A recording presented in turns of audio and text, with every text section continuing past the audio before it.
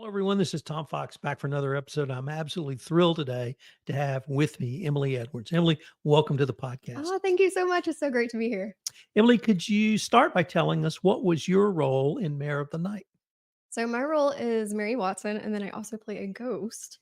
And so you get to delve into a relationship between John Watson and Mary, and then also Sherlock and Mary, and see how that all works together. And it's a cool relationship to see unfold.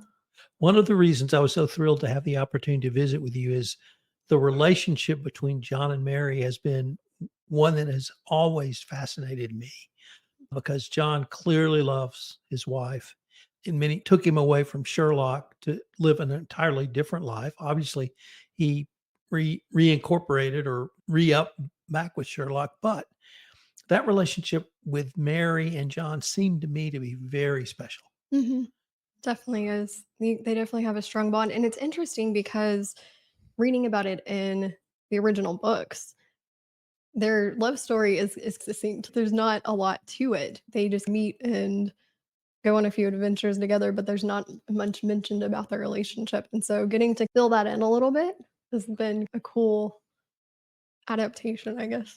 But it's more than just when they meet and fall in love, because I also saw Mary's role as a wife, where Mhm. she was in many ways, if not the narrator of John's mind, certainly his conscience, perhaps. Did you see that as well?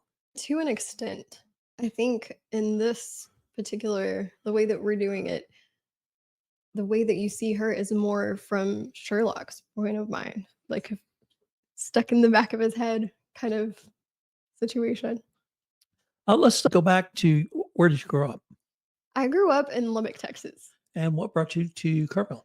My husband got a job here and we moved. When did you all move here? Oh, that's been like 6 or 7 years ago? And when did you take up the acting bug? I have been acting since I was oh man, I was little. And I ended up actually going to college for it, and I have a BFA in theater, but this is my first kind of foray into film. What university did you go to?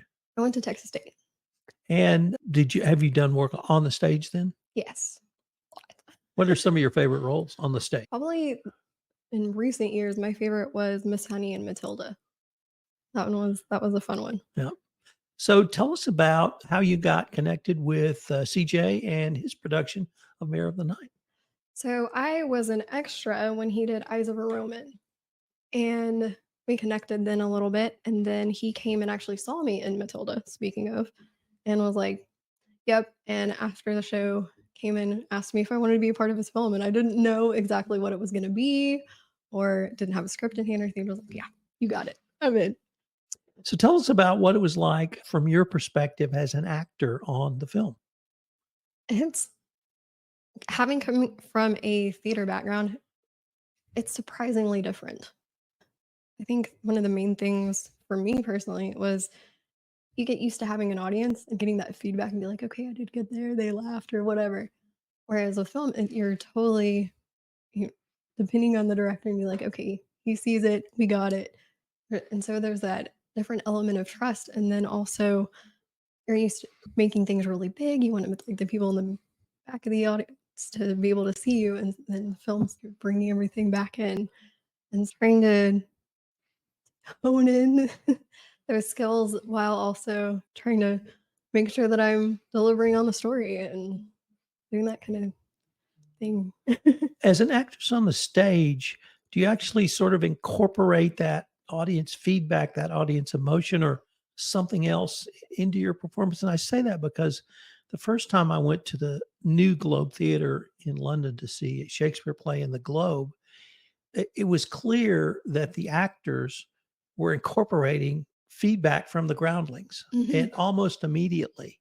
Is that something you do on the stage as well? Yes, it's an interesting situation where, like, you almost get fed. I think you can, like, you can feel the energy, and that kind of pushes you forward, and so you're like, "Okay, they're finding these kind of things funny, then here we go." Or depending on what kind of character you're playing, if it's more dramatic, then be like, "Okay, try to pull it out." How do you get that feedback in a movie I think because in theater you have this lengthy rehearsal process. With this, it's all practicing at home. And so I think there's a lot more self-reliance in a way. You have to trust yourself to be that you're making good decisions. And then also, thankfully, with the group that we had on this film, some amazing people, and everyone was very supportive. And we would talk to each other and be like, "Hey, so what do you think about this idea? How do you think? How do you think about delivering this line?" And so we would rely on each other as well, and it's just to practice and relying on each other and trusting. And Another observation I had from stage actors was that they really did bounce new ideas off each other. It's very collaborative. Even if one person's name was on the script, it really was everyone's script. Is that what you were describing from your movie work as well? yeah, I mean, there's it's different in that I never had I didn't have a full copy of the full script. I had certain pieces of it, but it was all very collaborative. Like whenever we were filming together, be like, "Hey, what about this idea?" We were definitely free to make suggestions or ask questions or clarification on things. So it was very collaborative. Uh, the one of the other differences is on the stage, 7:30 on Wednesday night, you got to turn it on, or whenever it may be. How do you sort of turn it on for shooting of a movie when you may not know when you're going to get the call to go out there and do it? I think what worked for me is music. So I made a playlist, and depending on which scene I was doing, I would cue up a song that kind of matched the feel of that scene, and then I'd be like, "Okay, got it going. All right, here we go." And that's what works for me. Other people have different methods. You mentioned the relationship between husband and wife, John and Mary, Mhm, but you also mentioned the relationship between Mary and Sherlock, mhm. which I'm in the middle of an exploration of every Sherlock Holmes story and book.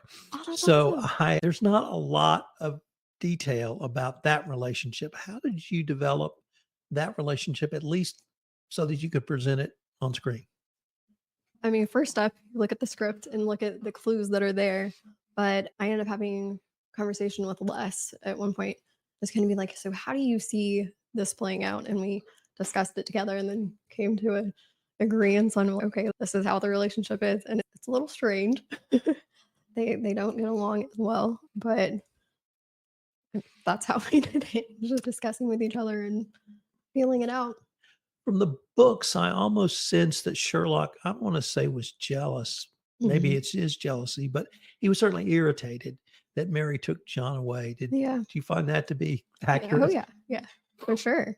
They went from having this amazing partnership and being the best of friends, and then here she comes and gets in the middle of it. And yeah, definitely. So what were some of the top highlights for you in working on this film? Oh man, that's hard to pick because there's lots of cool things. Honestly, I would say having the freedom to be new at something and ask questions and that's meaningful. Like you don't, especially in this area, we don't get as many opportunities to do films like this. And so having the chance to actually meet with these people who enjoy the same things that I do and ask questions and learn from each other, that's a highlight to me. But as far as the film goes, things that you get to see, and I'm trying to think of something that I can tell you that won't give away spoilers. There's going to be some really cool visuals. I'll just put it that way. So we're detailing the, I don't wanna say history, but the going through the movie, and we've had the chance to visit with the director, with the person who put the set together, and, you're our first actor. Wow. We're gonna try to talk to as many people as we can to get a true sense of how you guys put this picture together. Do you know if there's a, premiere date? They I kn There's multiple locations that they're hoping to do it in. I know there's going to be one at the Caloo on February the 23rd, but there's supposed to be one before that in San Antonio, but I don't have the details on that yet. Okay, we'll certainly put those in the show notes when they become available to us.